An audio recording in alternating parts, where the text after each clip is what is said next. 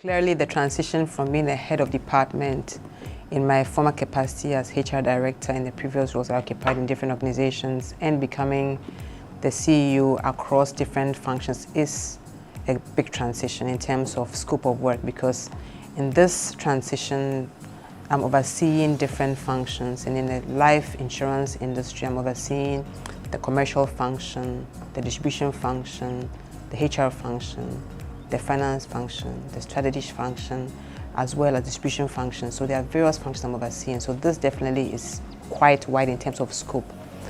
What has been the advantage has been that in my previous roles as HR director, because I was customer servicing internally all these functions in the different capacities, different companies I worked in, I'm very familiar with all these functions and how they operate. So stepping into role as CEO gave me a certain view in terms of how to relate to the various stakeholders in this part of the business. So it's been quite an interesting transition so far. Biggest one is prayer. I declare very openly wherever I find myself that I'm a Christian by faith and by acclamation. So prayer, because through prayer, through my faith, I'm guided by my career choices, because every career step I take, every professional improvement I do to myself, every academic work I do just to enhance my capabilities, my competencies, I do with the spirit of, driving my career in the various dreams I have. So I pray through these things, and that has been my biggest blessing. The second one has been blessing of family who are very supportive. So my parents have been my biggest cheerleaders. My children have also been very supportive, and then my siblings, of course. So my career choices, my career decisions have not just been singular to myself. It's been one that I usually discuss with my family before I embark on them. I also have a very strong support network in terms of very good friends who are more than family. And so when I'm embarking on professional advancements or taking certain decisions, I bounce them off these people for their words of wisdom and encouragement and inspiration to pursue these aspects of my journey. So these are elements that have really helped me beyond the prayer factor to be able to get to where I am today. I feel extremely humbled, very blessed, and I feel very happy. I feel that it's a blessing that I cannot take for granted. I am very conscious of the fact that it means that others will look up to me as an example. So every decision I take every day in terms of how I am supporting the business to move to the next level per the business targets, I'm aware that there are a lot of women who are looking up to me. There are a lot of HR people who are looking up to me to see how I'll progress with the help of God and with the help of the wonderful team I've come to find myself working with. So that's how I feel at this point. There is no limit to excellence, right? So excellence across every process, excellence across every product that we have, excellence in everything we do here is my singular aim, to make sure that I always review what we have currently and explore opportunities for betterment and improvement. That's what I'm focusing on right now. I love people, and my heart bleeds when I see people who are underprivileged in various forms, especially children who are orphaned and those who are disabled. So this actually triggered that sense of helping the underprivileged in 2009. I also participated in a leadership program which was really triggering a sense of how do we make a better society and how do we contribute to make our society a significant part of our continent. So that made me think about, what about those who don't have any support in any way? So how can I as an individual contribute my humble quota with the support of friends and loved ones to be able to make life better for these children? The next one, we're in November now, is definitely the annual Christmas party, the annual giving of clothes, of stationery, of books to read, of toys, of any support we can give to these children. We support 3 main organizations right now. We support Village of Hope and the Rafiki Home, Methodist Home, all in Gomwafete, and the Leprosarium. So normally we also try to find out what they really need to help tailor our giftings to them. So I'll be calling on all of you to help me the contribution to make it bigger and better this year. I'm a Christian. I love to have fun with family and friends. I love music, but I'm a terrible dancer. I love sports. My best sports are tennis and cycling. I'm sure most of you know I cycle from time to time. I'm an avid reader. I read everything that can be read. I mean, from electronic prints to hard copy documents, I read everything, and that's what keeps me going. I love animals. I keep animals as pets. I've always kept animals. My favorite animals are dogs, monkeys, tortoises. So these are my favorite animals. I'd love to own some peacocks one day, and probably some ducks and some rabbits and a parrot. My spare time, I sleep, because I need to rest this body that is working very hard. So In my spare time, I sleep. In my spare time, I spend time with my children and my parents. Few loved ones or family friends. Spend time with my pets. If I'm not on my bicycle, I'll definitely be holding a book to read. I'd love to be a very good hiker.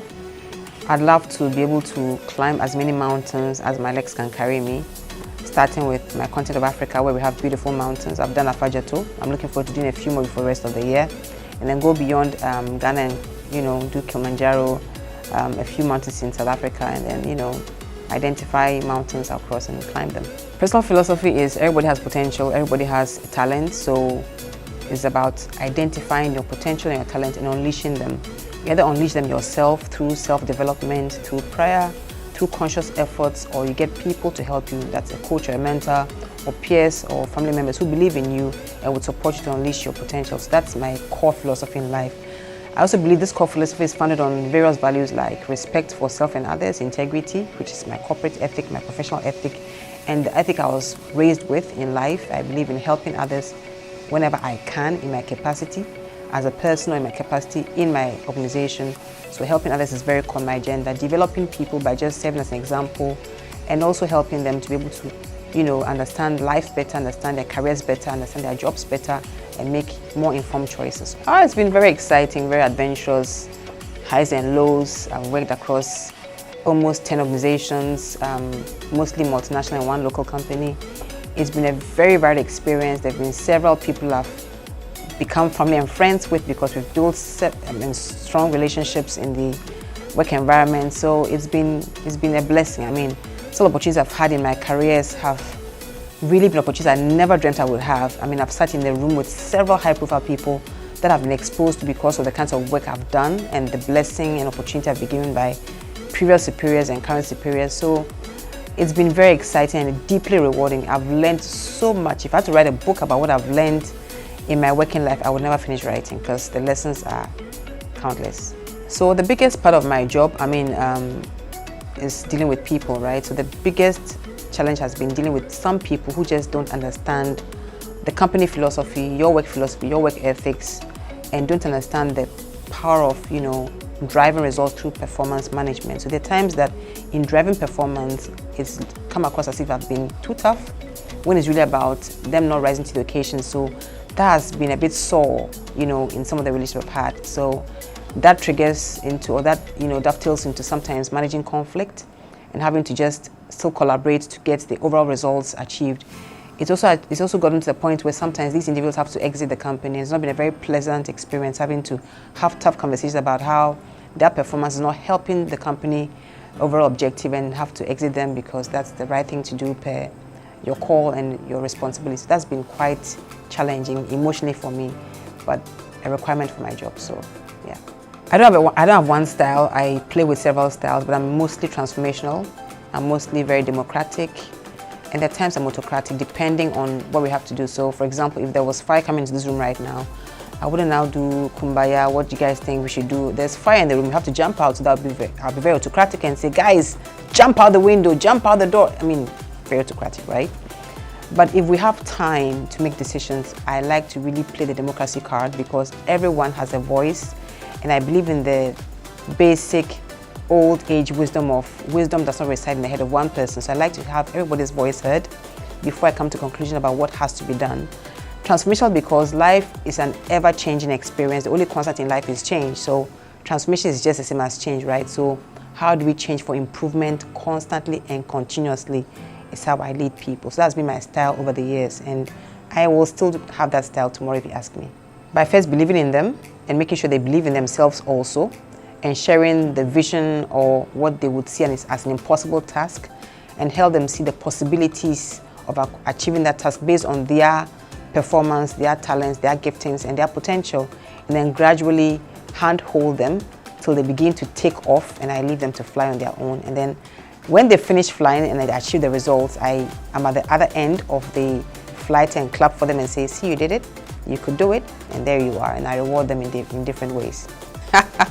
Don't be like me, you have to be better than me. I'm still on my journey to grow.